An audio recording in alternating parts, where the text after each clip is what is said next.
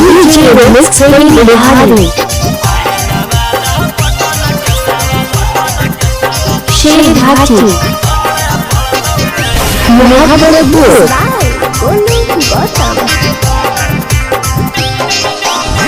कितना तू कोइनी गंजन छोड़ी करके मनोरंजन अब की तू बोलो ही सदिया करे पड़तौ रे गे कितना तू कोइनी गंजन छोड़ी करके मनोरंजन अब की तू बोलो ही सदिया करे पड़तौ रे बाप दादा डरलै नहीं बेटो ना डरतौ रे चाहे नवाद पटन के सवाल पड़तौ गे चाहे नवाद पटन के सवाल पड़तौ गे Phone number 8102039857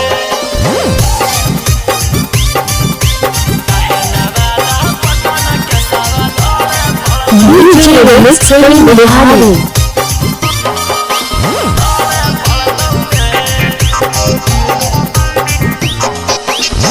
देनी फसाई हमारा बड़का तू जाल में लग गनी हमारा छौड़ी इज्जत उछाल में देनी फसाई हमारा बड़का तू जाल में लग गनी हमारा छौड़ी इज्जत उछाल हम दिल लगलियो तू दिमाग लगैनी हम अच्छा सोचलियो तू कुकरम कहीं बाप दादा डरलै नहीं बेटो ना डरतौ गे चाहे नवाद पटन के सवाल पड़तौ गे चाहे नवाद पटन के सवाल पड़तौ गे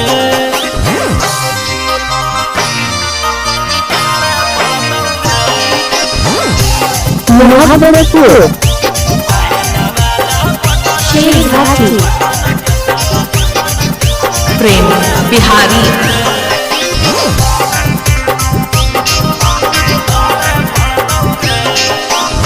फंस गलियै हम तोरा